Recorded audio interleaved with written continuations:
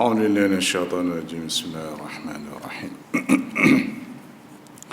الحمد لله رب العالمين والصلاة والسلام على أشرف الأنبياء والمرسلين وعلى آله وصحبه سبحانك لا علم لنا إلا ما علمتنا إنك أنت العليم الحكيم رب اشرح لي صدري ويسر لي أمري واحلل عقدة من لساني يفقهوا قولي. Tersentuh sikit tentang wahyu. Di sini agak ringkas situ. Jadi wahyu ni ada beberapa bentuk.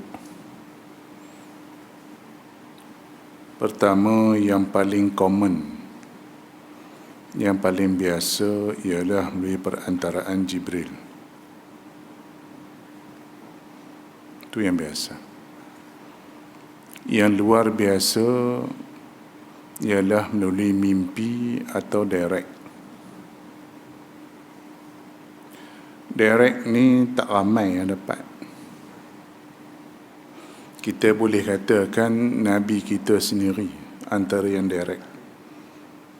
Sebab tu wahyu perintah sembahyang ni Nabi ambil direct daripada Allah Ta'ala. Sembahyang ini, salat ini sangat istimewa. Nabi SAW ambil direct daripada Allah Ta'ala. Sama ada Nabi nampak tak nampak Allah Ta'ala, tu isu kedua. Itu isu kedua. Yang pentingnya Nabi ambil direct daripada Allah Ta'ala. Dalilnya jelas. Ya. Lagi yang dapat direct Allah Ta'ala ialah Nabi Musa AS bercakap dengan Tuhan direct. Nabi Ibrahim AS bercakap dengan Tuhan direct. Tapi bercakap dengan Tuhan Nabi Ibrahimnya di bumi. Istimewanya Nabi kita, Nabi bercakap dengan Allah Ta'ala di Sidratul Muntaha. Istimewa. Nabi Ibrahim di Babylon lah. Nabi Musa di Bukit Tursina. Nabi kita SAW di Sidratul Muntaha dalam peristiwa Isra' Mi'raj kita maklum. Masalah dia nampak tak nampak Allah Ta'ala, itu isu yang kedua. Jadi perintah solat ini Nabi dapat direct daripada Allah Ta'ala. Itu yang pertama. Yang kedua, saya nak sentuh bahawa ibadat yang paling utama dalam kehidupan kita seorang mukmin sebelum kita, saya terlupa, yang wahyu tak habis. Sebab baru ni ada satu isu. Ada satu orang ustaz lah, dia viral dalam video lah, wallahu a'lam. Saya dapat video tu betul-betul cerita. Ustaz tu kata ni cerita dekat Yaman, dia kata. Okay. Satu tok guru bangkit tahajud tengah malam. Okey.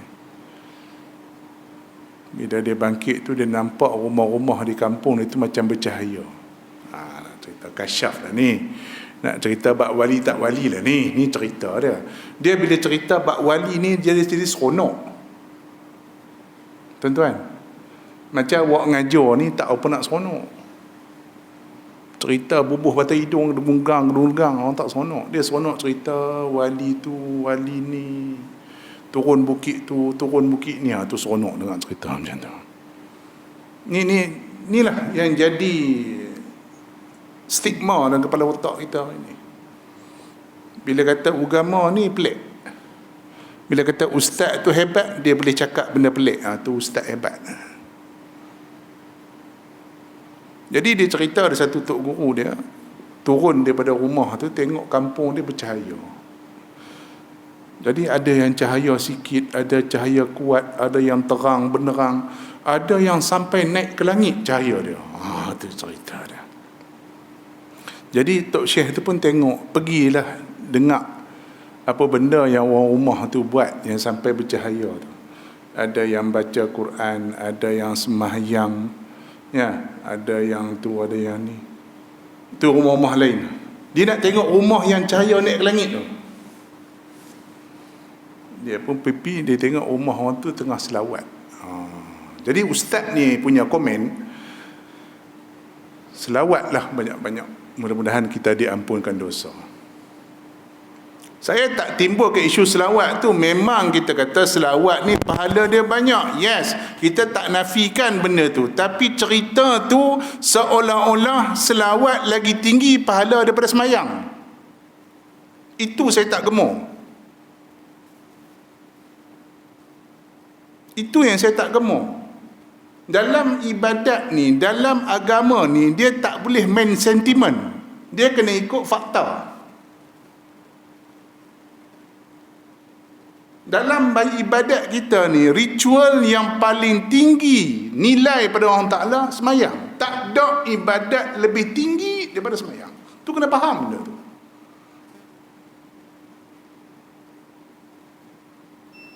Lepas tu nak selawat pun tak apalah. Tapi jangan nilai, jangan kata ada ibadat lain lebih tinggi pada semayang. Tak ada. Dari segi taqarrub kita pada Allah Ta'ala, nombor satu semayang. Semayang wajib, of course lah, semayang sunat. Tapi dalam cerita tu, dan banyak saya dah dengar labun pak-pak lebay ni, yang kononnya sufi ni, bila cakap itu orang marah kita. Ustaz ni cakap dia tu ridak pun tak pakai, kan? Sufi apa? Saya tak kata pun saya sufi, saya tak kata apa tu. Tapi saya cakap benda ni sebab pengalaman saya mengajar tasawuf. Saya ngaji tasawuf tahun 86 lagi dah, bukan baru semalam mengaji tasawuf. Dalam tasawuf ni yang penting ni pengamalan kita tu. Satu, membersihkan jiwa kita, bukan cerita mepek-repek, bukan. Cerita mepek-repek ni dipanggil maqam ahwal ni, benda ni tak saduk cerita ke orang. Yang ni jadi model untuk cerita. Saya tanya tuan-tuan, tuan-tuan buka kitab Tasawuf, buka Mu'azatul Mu'minin, buka kitab Imam Qushairi, buka kitab Imam Ghazali, buka kitab Imam Junaid. Ada ke cerita bab maqam ahwal? Banyak. Tak ada. Dia cerita pembersihan jiwa, kena tawadhu', buang riya, buang ujub, buang sum'ah. Tu yang penting. Ni yang penting. Sebab apa? Saya pernah sembang dengan guru tarikat. Guru tarikat tu kawan empak saya sendiri.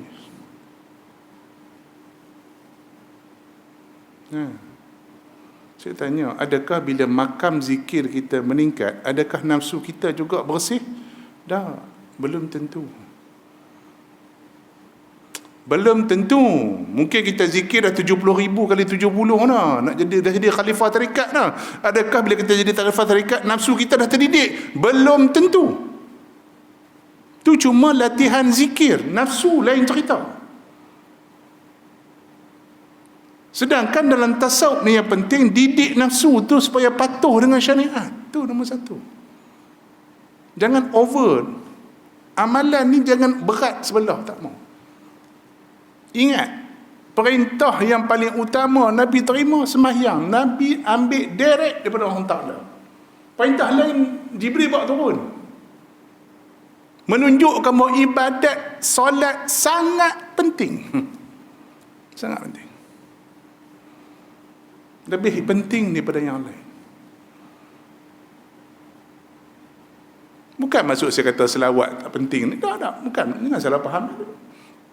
Tapi bila cerita macam tu, seolah macam nak cerita selawat lebih tinggi martabat daripada semayang. Itu saya tak gemar cerita-cerita macam tu. Tak mau. Jadikan mimpi, jadikan tengok, jadi bagi hujah tu bukan hujah dalam ilmu. Ni kena faham benda ni. Sebab tu banyak golongan sufi menyeleweng, ni punca dia. Pasal over, kononnya lah dunia lah, kononnya dulu lah ni. Padahal masuk tarekat baru 2 bulan je pun. Minta maaf, jangan cakap bang, jangan nak marah. Mai golongan sah dekat Candan hari tu. Baru berapa hari masuk tasawuf dah jadi wali lah. Selawat 2 hari jadi wali lah. Karut apa ni? Siapa ajak ni? Baru selawat 3 kali dah boleh bersilat. Ni siapa ajak selawat boleh bersilat ni bang? Dia nak tanya kan? Boleh selawat, boleh tolak orang macam tu. Tuhan tu raya, bukan selawat. Tujuan kita ibadat, tujuan kita zikir, nak buang nafsu kita ni yang jahat, nak didik nafsu kita jadi baik, nak buang dunia daripada perut kita. Kalau kita ibadat, banyak semayang zikir, tapi yang mai tu dunia, maknanya bukan kita naik martabat kita pada makam ubudiah yang tinggi, kita lagi jatuh ke bawah sebenarnya. Yang ni yang banyak orang tak faham. Ada banyak. Pindik Gunung Jerai dapat kerih. Tuan pernah dengar cerita? Dengar cerita? Naik Gunung Jerai dapat kerih. Dia mai jumpa saya ni, cerita kat Candan. Bukan cerita jauh, ni Candan, Kuala Kangsar. Saya kata, Haji dapat mana kerih? Ada Tok Syekh bagi. Saya tahu Tok Syekh yang mai ke Kedah, yang katakan yang bawa Islam ke Kedah tu orang Arab. Masa bila orang Arab bagi kerih? Tak guna kepala otak sikit. Dia orang Arab yang nak bagi kat tuan kerih pasal apa? Tu dari segi otak, sembang bodoh lah, sembang cerdik tasawuf sikit. Tujuan kita masuk tarikat, tujuan kita berzikir, berwirid untuk buang hati kita daripada dunia. Tapi kalau berwirid, berzikir, dapat dunia juga, bukan dia lah. Kerih tu dunia lah. Dapat batu geliga konon bawa sejadah. Bang pernah dengar ni? Ni nak cerita. Ada lagi nak cerita ni? Sekali kita sambung lagi. Banyak model. Bulan depan puasa pula. Tu raya pula. Jam. Saya tak mau sembang-sembang macam ni, tak mau. Islam bukan agama sembang macam tu. Kena ingat macam tu. Apa istimewa Isra' Mi'raj? Nabi direct ambil pada orang Ta'ala. Dan sepanjang yang kita kaji dalam bab usul fiqh, usul tasyri' sebagainya, satu-satunya ibadat yang kita tahu direct Nabi ambil orang Ta'ala ialah perintah semayang. Kenapa? Sebab semayang sangat istimewa. Kita buka dalam Maidatul Musalli karangan Syekh Daud Fatani. Walaupun mungkin hadis tu tak berapa nak clear sebagainya, tapi kita boleh ambil iktibar. Masa Nabi naik Isra' Mi'raj tu, Nabi tengok ada malaikat yang tengah sujud, ada malaikat yang duduk antara dua sujud, ada malaikat yang duduk rukuk, ada malaikat duduk qiyam dia. Dikatakan 7,000 ke 70,000 malaikat. Nabi duduk tengok khusyuknya para malaikat beribadat kepada Allah Ta'ala. Jadi terdetiklah hati Nabi, kalaulah umat aku dapat benda ni. Dapat apa? Dapat beribadat dengan orang pada Allah Ta'ala dengan cara yang begini. Tuhan dengar dalam hati Nabi tu, terdetik je. Tuhan dengar. Sebab tu kata Syekh Daud, tu buka dalam Maidatul Musalli kan. Walaupun kita semayang dunia ni taklah berapa lengkap. Kita semayang ni kadang ialah kan, lutut dah gaut ni, pinggang pun dah keras. Minta maaf lah tuan-tuan. Kadang lutut pun ketor tengah rukuk, tak apa nak kemas. Tak apa nak kemas macam nak teruna dulu lah. Kadang qiyam pun duduk sengit sebelah. Kadang-kadang baca Fatihah pun tak apa nak clear lidah kita. Mana nak sama lidah Sudais. Kan? Lidah kita faham lah. Jawa-Jawa lah, banyak-banyak lah lidah tu. Tapi begitu pun kata Syekh Daud, mengikut daripada pengriwayatan cerita tu, Tuhan kurniakan semayang pada kita, walaupun tak sempurna mana semayang kita tu, entah khusyuk entah tidak, wallahu a'lam, tu tak kira lagi. Sebegitu huduh pun kita semayang, kata Syekh Daud dan kita tadi, pahala ataupun fadilat yang Tuhan bagi pada kita sama dengan 7,000 malaikat yang semayang di langit tu atau lebih.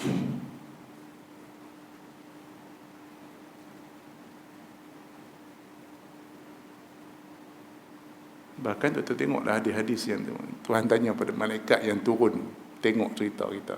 Tuhan tanya, hang turun tadi tengok manusia, hamba aku tengah buat apa? Mereka solat ya Allah. Sagi hang balik tadi ni, sebelum hang hantar report ni, mereka buat apa? Semayang ya Allah. Nampak? Walaupun manusia ni dia sibuk dengan dunia ni, walaupun dia dengan nafsu dia. Dia boleh main masjid, dia boleh main surau, sembahyang menghadap aku. Tuhan berbangga dengan kita di depan para malaikat. Apa dia? Sembahyang. Ini kena faham dah. Sebab tu tuan-tuan buka lah sejarah ulama sufi, memang kuat sembahyang, memang kuat ibadat. Bukan macam 2-3 ekor yang ada kat Kuala ni. Dah timbul dah kat Kuala ni bang. Lubuk Capin dah ada satu tempat, dekat Kati dah satu tempat. Ni cerita.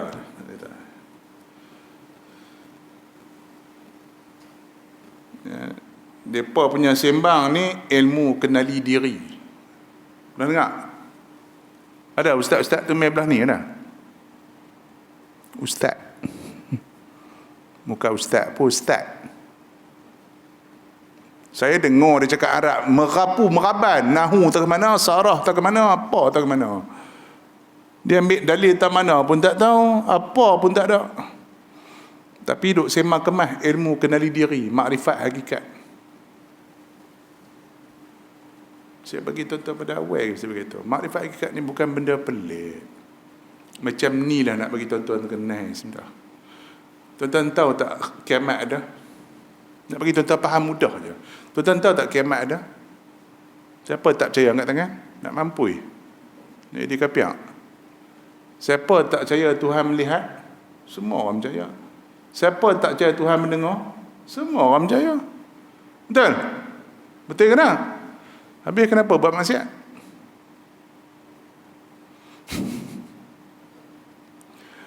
Kenapa buat maksiat?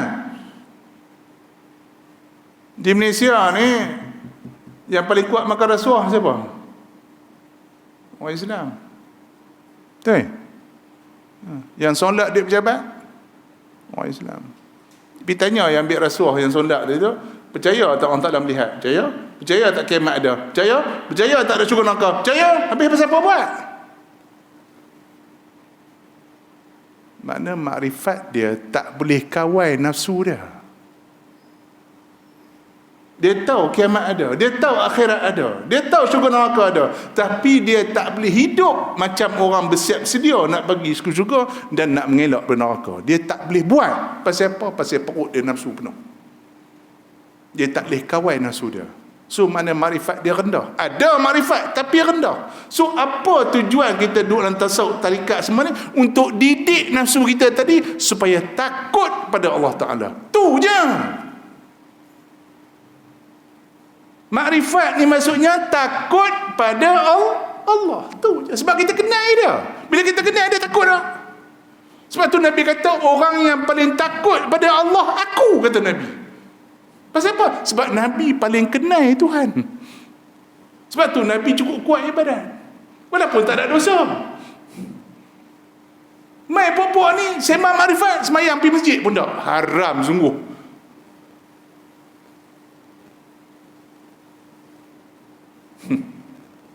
Dia kata tu ustaz tu semua najis. Ada kawan saya cerita, saya ngajak masjid baru ni, ada tempat. Dia kata kawan dia ada seorang macam tu. Dia ajak pergi masjid mengaji, malam ni ada ustaz mengajak. Dia kata ustaz mengajak. Ustaz mana? Ustaz dah ngajak. Dia kata ilmu ustaz tu tapak kaki aku tak ada. Dia kata ilmu ustaz tu tapak kaki aku tak ada lagi. Macam tu orang tasawuf ke bang?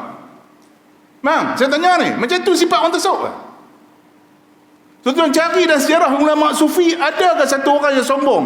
Tak ada. Semua orang sufi ni tawadhu, rendah diri. Mana apa tu? Setan lah. Bukan tasawuf sufi, minyak sapi. Tapi ditipu oleh setan. Kononnya dia makan martabat tinggi dah. Ngarut. Ingat, orang makrifat ni ialah orang yang sampai tahap sebut je Allah, getar hati dia. Sebut je neraka, getar dah. Kita sebut neraka neraka kan, apa tak nak, macam confident je tak masuk neraka. Pasal apa? Sebab kita tak takut orang Ta'ala. Sebab kita belum kenal orang Ta'ala. Sebab apa? Sebab makrifat kita tadi tak sampai. Sebab apa? Sebab nafsu kita menutup hati kita. Tu je tujuannya. Kenapa dalam tasawuf tadi belajar suluk, kurangkan makan, kurangkan minum, kurangkan bercakap bab dunia lara. Tujuannya apa? Untuk didik nafsu tadi supaya sentiasa ingat Allah Ta'ala. Bila hati kita sentiasa ingat Allah Ta'ala, contoh saya bagi ingat tuan-tuan. Contohlah. Tuan-tuan dengar-dengar orang sembang, tiba-tiba sebut nama anak tuan-tuan. Orang duk sembang tadi, tiba-tiba sebut insiden. Tiba-tiba sebut satu orang nama macam nama anak tuan-tuan. Macam, rasa apa? Ada rasa apa? Ketawa? Hai. Sebut insiden, tiba-tiba sebut nama macam anak kita. Padahal nama Mamat ni ramai satu Kuala ni. Tetapi kita risau kuat anak kita. Pasal apa? Sebab kita sayang, kita rapat dengan anak kita tu. Sebab tu bila sebut je nama anak kita tu, bergetar jantung. Itu je orang sufi cari bang. Sebab dalam hati dia cuma ada Allah. Sebab tu bila sebut Allah je, getar dia. Allah.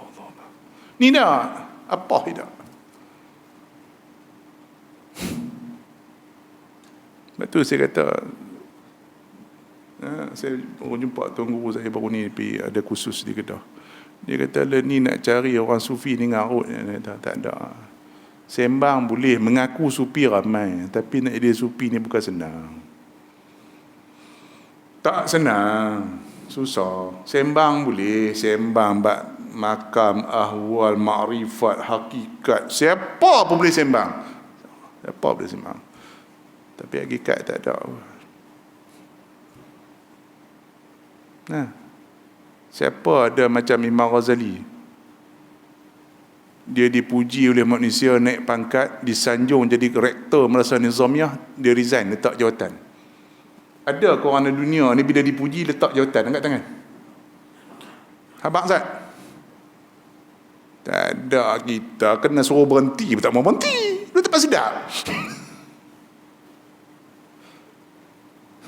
Saya mesti dapat sokongan. Saya dapat sokongan. Kan? Nak kena terajang pun pergi jilat orang tu, jilat orang ni nak sambung juga. Itu biasa, dunia memang itu. Mana kita nak sama dengan Ghazali? Mana kita nak sama dengan Syafi'i?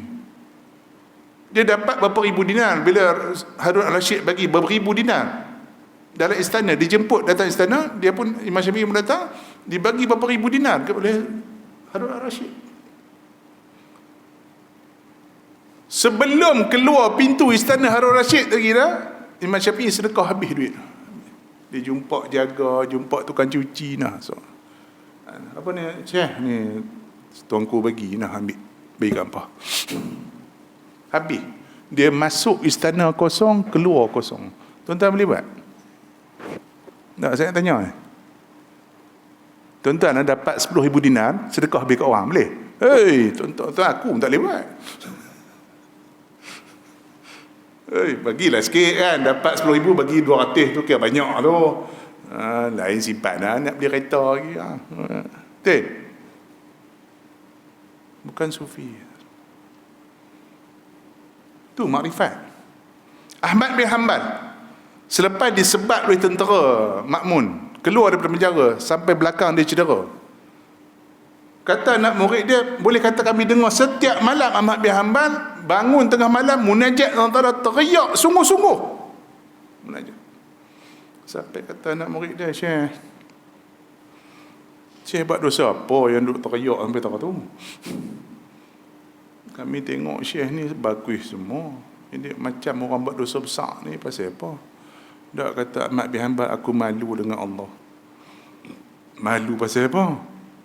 Aku tak larat semayang banyak dah. Sejak aku keluar penjara ni, aku semayang tak banyak dah. Aku semayang sikit. Sebab tu aku malu dengan Tuhan. Kata anak murid dia, Syekh semayang sikit tu berapa rakaat? 100 je. Berapa? 100 aja. Tuan-tuan kalau semayang 100 rakaat teriak lagi tak? Saya tanya. Tak, saya tanya Tuan Sah kata 100 tarawih ni esok 8 rakaat balik negak lah. Rasa di syurga. Aku ni tak nombor 4 pun nombor 5 dah syurga. Tu dia. Pasal di syurga dah baru 8 rakaat ya. Amat ambil hamba dapat 900 pun teriak lagi. Pasal apa malu dengan Tuhan. Allah. Tu makrifat bang. Terkejut anak murid dia tanya, "Hai, selama ni sihat sembahyang apa?" Kalau selama hari ni masa dulu sihat sebelum kena sebat, berapa rakaat saya sembahyang? 300. Sebab dulu sembahyang 300, lah sembahyang 100 aku malu dengan Tuhan. Macam kita dengan rumah kita biasa bagi 300 sebulan.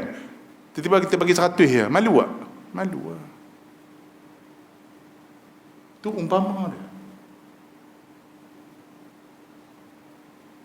Kita kan boleh 2 rakaat lepas isyak rasa kemas dah kan. Ni boleh cerita bab marifat tak payah pergi masjid. Gila apa ni? Tak usah ikut bang. Kalau ada belah-belah masjid ni, kalau tak larat nak penampuh, panggil saya insya-Allah. Larat lagi tabuh orang insya-Allah.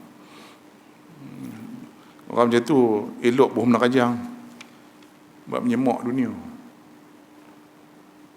Dia sesat satu pasal menyesatkan orang. Nauzubillah. Ingat, wahyu yang paling first class tadi saya kata Nabi dapat direct dengan Allah Ta'ala. Cuma Nabi kita lebih special sebab Nabi naik ke Sidratul Muntaha, bukan dapat kat dunia. Satu. Yang kedua yang paling glamour ialah melalui Jibril. Jibril mari itu pun ada beberapa keadaan. Itu kena tahu. Jibril datang tu pun ada beberapa keadaan. Pertama datang dalam bentuk malaikat. Ini jarang berlaku. Jarang. Tapi berlaku juga pada Nabi kita SAW. Sebab tu istimewa yang dihormatkan di situ. Ulama ni kupas habis dah. Apa istimewanya Rasulullah berbanding Nabi-Nabi lain? Antaranya ialah Nabi dapat lihat Jibril dalam bentuk dia yang asal. Ya. Tapi itu pun tak banyak. Adalah beberapa kali dalam bentuk asal. Antaranya yang kita tahu Nabi naik ke langit tu dengan bentuk Jibril. Jibril buka kepak di depan Rasulullah di langit 7. Yes. Di dunia ni Nabi malaikat cuma buka 2 kepak, satu kanan satu kiri, gelap. Gelap bumi ni. Tak boleh buka habis. Kat mana buka habis? Dekat langit 7. Baru. Situ luar besar, kawasan besar. Nabi tengok Jibril buka kepak dia semua depan baginda sallallahu alaihi wasallam. Istimewanya Nabi kita sallallahu alaihi wasallam. Jadi tak semua keadaan, banyak sikit sangat Nabi jumpa malaikat Jibril dalam bentuk malaikat dia. Ada juga Jibril datang dalam bentuk manusia. Itu istimewanya umat Nabi Muhammad, istimewanya para sahabat Nabi. Sebab tu title sahabat ni istimewa.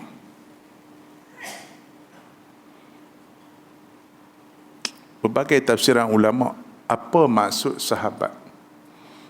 Ada ulama yang katakan bahawa kata sahabat itu yang pernah melihat Rasulullah SAW. Tapi Imam Ibn Hajar Asqalani rahimahullah memberi tafsiran ataupun definisi baru. Dia katakan bahawa sahabat ni bukan semuanya tengok Nabi. Kenapa? Ada yang buta. Ada yang buta. Abdullah bin Maktum antaranya yang buta. Tapi dia memang sahabat. Kenapa? Sebab Nabi lihat dia. Allahu Akbar. So Ibn Hajar bagi definisi lain bahawa sahabat ni ialah yang Nabi pernah tengok dia direct. Dengan sebab Nabi tengok direct tu, dia dapat title sahabat Nabi. Allahu Akbar. Satu benda yang sangat istimewa. Tambah pula yang duduk dalam majlis Nabi selalu. Tambah pula yang ada dalam majlis tu boleh masa tu Nabi dapat wahyu pula. Lagi istimewa. Ada pula yang duduk berperang dengan Nabi. Istimewa. Macam tu ada level-level dia pula. Macam kita lah. Ada kawan rapid, ada kawan gitu-gitu ya. Ada kawan pejabat, ada kawan badminton, ada kawan main dam, ada kawan nak pinjam main hutang ya. Kawan tak guna punya kawan. Ujung bulan dia baru jumpa. Bang, pinjam 100. Masa lehat tak jumpa pun. Ada juga time macam tu kawan. Macam-macam pasien. Macam-macam pasien. Ada kawan yang sentiasa bersama dengan kita. Kita sihat ke sakit dia selalu tanya kita. WhatsApp selalu tanya apa khabar, sihat ke tak ke. Nah, itu payah nak cari kawan macam tu. Jadi sahabat Nabi pun ada banyak level. Tetapi mengikut tafsiran ulama akidah, bila sampai title sahabat, kita tidak layak untuk komplain mereka. Dalam ilmu mustalah hadis, bila kata sahabat ni dipanggil udul, maknanya kita tak payah cek dia ni sembahyang ke tak, puasa ke tak, kaki temerang ke tak. Kalau dalam rawi lain, tabi'in dan seterusnya, ulama akan cek boleh pakai ke tak boleh pakai rawi ni. Tapi bila sampai title sahabat, no, tak payah cek, tak perlu cek. Semua sahabat dianggap sebagai rajul siqah, dia takkan menipu. Satu isu. Jadi yang saya sebut tadi, ada sahabat-sahabat Nabi yang melihat Jibril datang live. Hadis yang kita cukup masyhur, hadis riwayat Sayyidina Umar radhiyallahu anhu. Iztala alaina rajulun syadidu bayadhi siyab, dalam At-Tarma'in ada. Tiba-tiba datang satu orang lelaki syadidu bayadhi siyab, baju putih bersih. Syadidu sawadi sya', rambut hitam. La yura alaihi asarus safar. Biasa kalau duduk tanah harak ni, saya dah pernah duduk tanah harak ni, ya, kalau 2 hari tak cuci lubang hidung, jenuh. Debu banyak tu tengah kairah tu, usah padang pasir tu kairah punya cerita. Ni lubang hidung ni tiap-tiap hari kena servis. Debu banyak. Tak hidung jadi banyak. Kena servis selalu. Tak servis siap tersumbat. Jadi kalau logiknya, kalau merantau naik unta kuda mesti berdebu. Tiba-tiba tengok mai bersih elok. Ni mai mana orang ni macam ni? Dah mai tu pula terus duduk depan Rasulullah. Duduk bertemu lutut dengan Nabi SAW. Cukup sopan.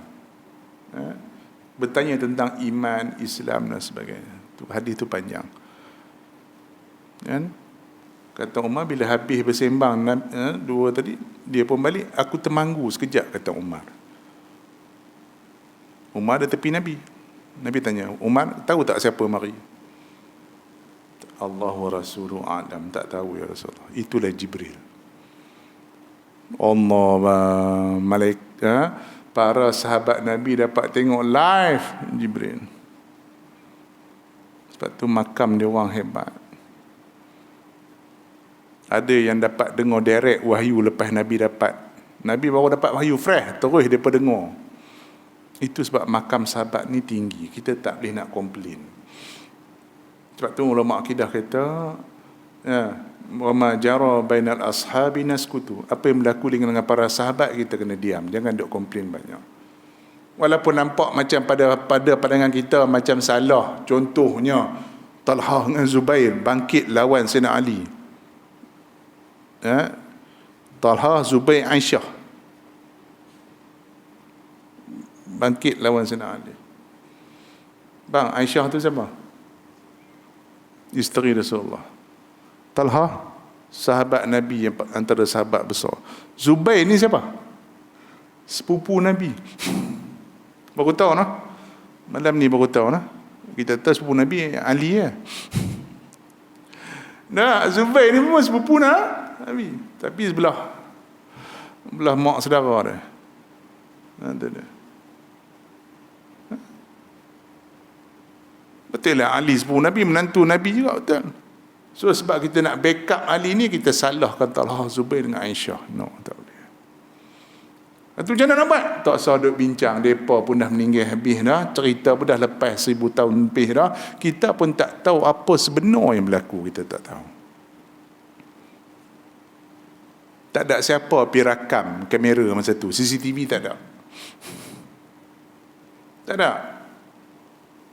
Kalau tahu pun pada pandangan kita, kita rasa Ali betul, Ali salah pada pandangan kita. Sebab bila kita bias pada salah seorang, kita akan condemn salah seorang. Yang kita nak condemn itu juga sahabat Nabi. Maka balik pada sunnah Nabi, la tasubbu ashabi, jangan kamu hina sahabat aku. Mereka semuanya sahabat Rasulullah. Itu terpulang pada Allah Ta'ala. Kita tidak ada kuasa untuk judge mereka. Judge diri kita tu. Semayang tak tukar arah. Puasa tak tahu mana. Nah, itu masalah kita. Boleh. Yang ketiga, yang tadi tak habis. Jibril datang dalam bentuk diri dia, mai dalam bentuk manusia, mari dalam tak ada bentuk. Ni yang paling banyak. Jibril datang tidak menyerupa. Tiba-tiba je Nabi rasa. Tiba-tiba je Nabi rasa. Ada satu hadis tu, Nabi tengah sembang para sahabat, tiba-tiba Nabi diam. Tiba-tiba tengah-tengah sembang Nabi diam. Sahabat pun tak. Bukan macam kita tengok kawan diam, tok guru diam siap pergi conggit tok guru sembang. Tu kita. Kita. Tak, sahabat Nabi tak yang tu. Dia kata, ada hal ni. Kita kalau tok guru diam tu jawab WhatsApp Kalau tok guru diam dia tengah mengajar tu, kok bini call kan. Kita biasa yang tu lah. Tak. Bila para sahabat tengok Nabi diam ni, ada berkata turun wahyu kot. Yang ada yang masyhur cerita tu, bila turun wahyu tadi, sahabat dengar macam bunyi loceng. Ting ting ting ting, macam mana wallahu a'lam lah, bunyi loceng. Bunyi Jibril, signal Jibril datang. Signal Jibril datang. Itu antara wahyu yang cukup keras. Maknanya Nabi terkesan wahyu macam tu. Maknanya turunnya Quran tu. Maknanya sampai Nabi berpeluh. Kata sahabat, Nabi sampai berpeluh walaupun cuaca sejuk. Sahabat, cuaca sejuk Nabi berpeluh. Pasal apa? Punya kuatnya wahyu tu tadi, tekanan daripada wahyu tadi. Itu yang paling banyak. So, ada berapa level tadi? Pertama, Nabi dapat direct dengan Allah Ta'ala. Yang kedua, dengan Jibril. Jibril datang 3 bentuk. Sama ada bentuk malaikat, atau bentuk manusia, ataupun dalam tidak berbentuk. Yang ketiga, ialah Nabi dapat dalam mimpi. Dalam mimpi. Antara yang kita tengok dalam Quran, apa dia? Nabi Ibrahim, apa dia? Mimpi sembelih anak dia. Kan? Sebut dalam Quran kan? Lagi tu Nabi Ibrahim, jangan tuan-tuan mimpi pula.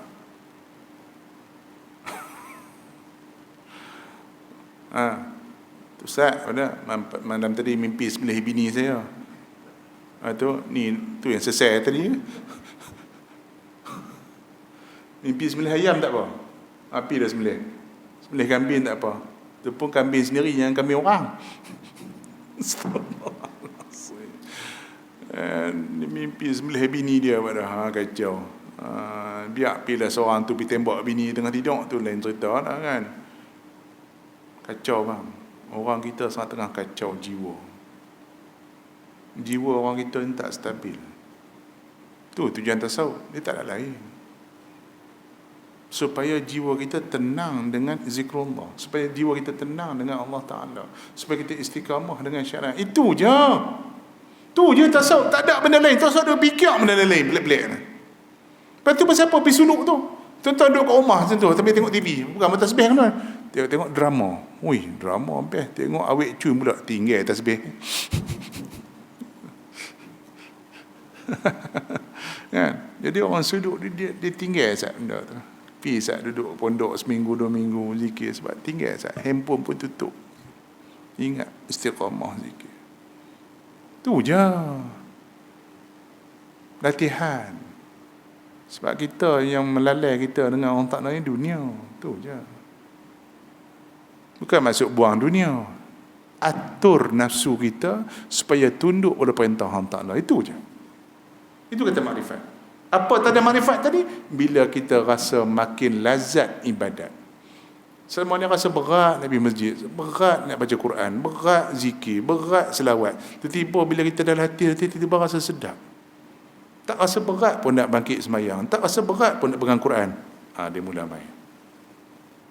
Dia mula main dah makrifat.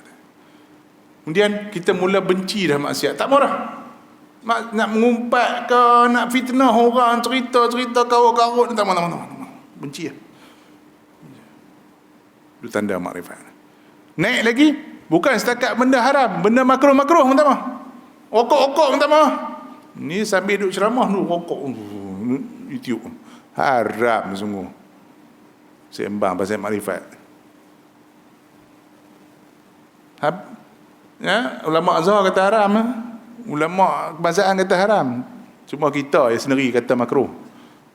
Tu tuan-tuan pandai lah fatwa, saya tak tahu. Saya tak tahu hukum. Saya bukan ulama. Saya ikut cakap orang. Azhar terang kata haram. Tak tahu tuan-tuan lebih ahli daripada ulama Azhar, tak tahu. Tak apalah.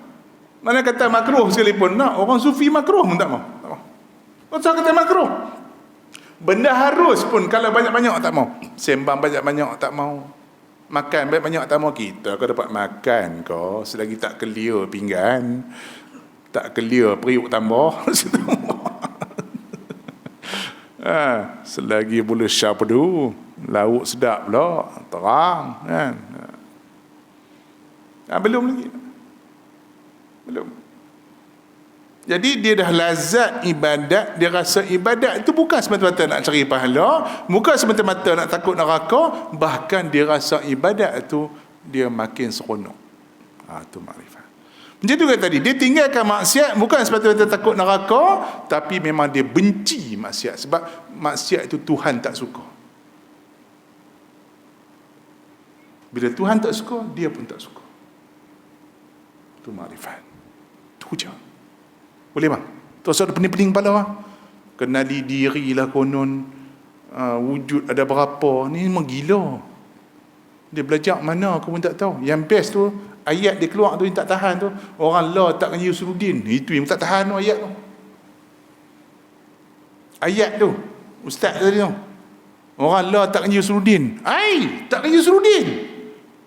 Aku masuk kuliah Yusruddin tu 91 bang. Tak mengaji lagi. Belajar tu 91. Kemudian mengajak pula Usudin juga 21 tahun dah mengajak. Dia kata tak mengaji Usudin lagi. Kitab apa yang dia ajak? Yang dia sebut tu aku tak belajar pun. Belajar mana tu? Saya tak katalah saya mengaji banyak, tapi Usudin ni disiplin dia tak banyak. Kami mengaji 64 paper je. Tak banyak, 64 paper je. 64 paper lebih kurang 100 kitab. Jauh, tak banyak nak cerita lagi. Tapi satu bab pun tak ada yang dia cerita tu. Main mana tak tahu. Agama Hindu mengaji, Kristian mengaji, Buddha mengaji, Bahai mengaji, Qadani mengaji, tapi tak ada pun yang dia cerita tu. Main mana pun tak tahu. Syiah, Mu'tazilah pun mengaji. Tak ada. Mu'tazilah pun tak cakap macam tu. Punya tahu. Mu'tazilah, Syiah pun semayang. Lah bang, Syiah semayang. Kalau tuan-tuan tanya saya, masjid mana dan dunia ni yang tak pernah tutup? 2. Masjid Haram, Masjid Nabi bertutup ke? Pukul 1 ke 2 tutup. Bukan subuh buka. Dia cuci. Masjid Haram tak tutup. Tuan-tuan pergi tidur baring dalam Masjid Haram tu, tak pasal marah. Peganglah botol tasbih sampai cerah. Tak siapa nak marah. Pergi tempat ibadat. Satu lagi mana? Dekat Qom, Iran. Masjid dia buka 24 hours untuk orang sembahyang. Ni lagi teruk dari Syiah. Ilaha illallah nasallallahu. Dia kata Tok Imam tu najis, dia kata. Dia Tok Imam punya mandi dengan bubuh minyak wangi spray najis, dia kata. La haula wala quwwata illa billah. Kalau Tok Imam najis dia tu apa mughalazah kot. So mimpi ni mimpi nabi-nabi betul dan dianggap sebagai wahyu. Tapi biasanya mimpi-mimpi itu bukanlah melibatkan syariat. Mungkin sebagai tanda, kebanyakannya gitu. Macam Nabi sendiri pernah mimpi, kata hadis tu panjang, tuan-tuan boleh buka dalam Bukhari tak silap saya, bab iman, bab awal wahyu, dalam bab awal wahyu.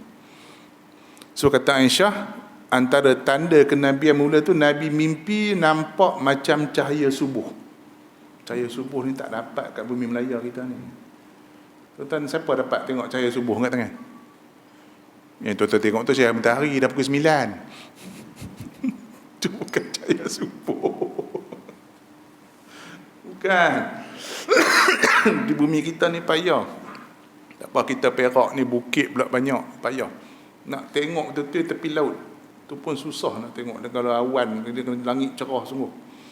Bumi Arab senang nampak. Sebab bumi dia lapang, awan tak ada. Jadi cahaya subuh ni ada dua. Sekarang ni subuh ni kau apa? 6 subuh. Dia lebih kurang pukul 6-5 minit tu ada satu cahaya naik. Dia naik tegak. Sebab tu kadang-kadang tuan-tuan dengar bunyi ayam kokok. Ayam perasan cahaya, kita tak perasan. Binatang ni dia sensitif pada cahaya. Dia cepat tangkap. Dengar bunyi ayam kokok, tu dia nampak cahaya naik, dia panggil fajar kazib. Subuh tipu. Belum subuh ni, panggil subuh tipu. Lebih kurang pukul 6 minit tu. Mana kita 6 subuh, mana lebih kurang 15 minit tu, dia dah naik satu cahaya. Sekejap. Itu bukan subuh lagi. Subuh ni dia melintang. Fajar sadiq ni sebab dia panggil fajar sadiq. Sebab apa? Sadiq tu betul. Tadi kazib, tipu. Maknanya dia melintang. Tu dia. Jadi Nabi nampak cahaya tu macam tu. Mana itu tanda-tanda awal kenabian. Bila Nabi dapat mimpi itu, kata ulama, dia dah dilantik Nabi. Itu wahyu yang pertama, kata ulama. Mana dia dah dapat surat offer lah di Nabi, macam tu lah lebih kurang. Maka Nabi pun pergi ke Gua Hira untuk hubbiba ilaihi. Maka Nabi rasa seronok nak pergi ke Gua Hira untuk bersihkan diri untuk ibadat. Belum rasmi lagi. Bila turun Jibril bawa Iqra, barulah Nabi diangkat rasmi jadi Nabi. Bila turun perintah suruh sampaikan, baru Nabi diangkat naik setakat lagi jadi Rasul. So ada berapa level you? 3 level. Yang puak-puak mangkuk ayun ni haram. Saya dengar orang cakap lah, kita semayang, ustaz-ustaz ni semayang kat bawah kan. Ni ustaz-ustaz ni, tuan-tuan imam ni semayang kat bawah, kami semayang kat atas. Aku pun tak faham semayang kat atas tu macam mana kan. Kalau nak tanya, boleh tanya kot. Kalau tuan-tuan jumpa bapak ni, bertanya tengok. Macam tu lah, dia jumpa Yapin kat langit. Lalu kat Mekah, lalu kat Madinah, sampai ke langit. Masa bila sampai ke langit, aku pun tak tahu. Boleh cerita lah bang. Gila bapak ni. Rupanya ada lagi. Yapin mati dah habis. Saya kata rupa ada lagi follower dah. Kat Perak ni tu, tak tahan Kuala. Ni ustaz-ustaz ni semayang kat bawah, kami semayang atas tu, tak main bawah. Tu dia, tak main bawah, semayang atas tu. Tuan-tuan, saya sebut tadi, bila kita semayang, Allahu Akbar, dipanggil takbiratul ihram, kita dengan Allah saja. Walaupun nampak zahir kita di dunia, tapi apa yang kita ucapkan dalam semayang tu, Tuhan terima direct. Sebab tu hikmah dia tadi, Nabi ambil perintah semayang direct dengan Allah. Maknanya kalau kita semayang, macam kita direct dengan Allah. Itu istimewanya semayang. Nabi pun semayang kat bawah, dia kata dia semayang kat atas. Pelik bapak ni. Patut tak pergi masjid. Semua ni ngaut dia tak. Ustaz-ustaz tu semua kulit. Nabi pun semayang sambil bengkak tumit. Hadis banyak kan. Para sahabat pun macam tu. Para ulama pun saya sebut macam tu. Hatta para sufi, semua macam tu. Bukan setakat semayang dengan sedekah, dengan zikrullah. Tak ada duduk kedai kopi, sak okok dah sembang pasal makrifat. Gila.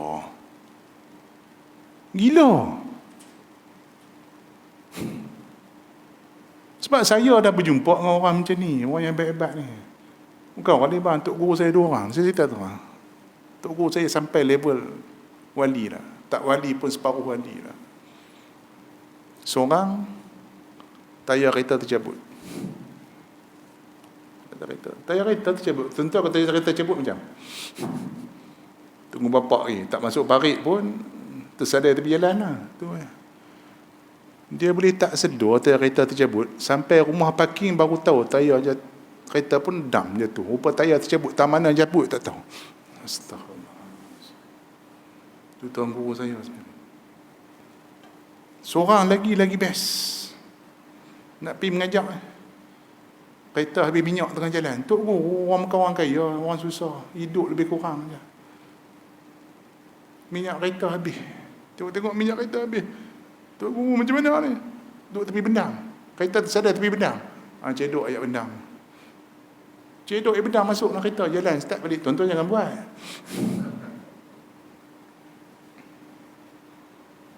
Lillah saya cakap, bukan main-main. Tuan guru saya sendiri. Sebab tu saya kata tak usah kata nak compare dengan Nawawi ke Ghazali. Nak compare dengan Tok Guru kita dulu pun tak ada lah. Level kita ni. Tak ada. Mana nak sama? Kita kan malam dah fikir lah, esok nak makan apa. Kita duduk sembang kemas wali sufi ni, konon-kononnya, baru lepas makan tolak pinggan nasi. Sembang ni, nak makan apa esok? La ilaha illallah. Mana ini sufi? Sapi boleh? Sufi tak. Tok guru yang saya tahu ni, dia pun tak hidup pun untuk diri sendiri. Dia hidup dia untuk umat. Anak murid aku faham tak agama? Ni esok aku mati, esok anak murid aku boleh ke semayang dengan betul? Allahu Akbar, tuan-tuan. Sebab tu Tuhan bagi kat dia pun. Sebab dalam perut dia tak ada dunia dah. Tak ada. Selagi perut kita penuh dengan dunia, ingat, tidak akan berhimpun dua cinta dalam satu hati. Ini cakap makrifat. Tidak akan berhimpun dua cinta dalam satu hati. Faham? Tak faham? No? Makna kalau kita masih cinta pada dunia, cinta Allah takkan masuk dalam hati kita. Kena buang cinta pada dunia, baru masuk cinta Allah dalam hati kita. Kalau tak, boleh zikir lah. Ma fi qalbi ghairullah, sembang boleh. Sembang boleh. Tak ada dalam hati aku orang tak ada. Sembang boleh. Bohong je banyak. Pantang lepas duit masjid pun sapu. Kan banyak kes macam tu lah. Wallahu a'lam. Bulan depan tak tahu tengok keadaan.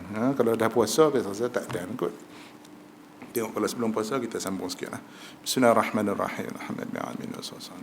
Allahumma rahman rahim. Allahumma haqqa aqama al-batil wa Allah.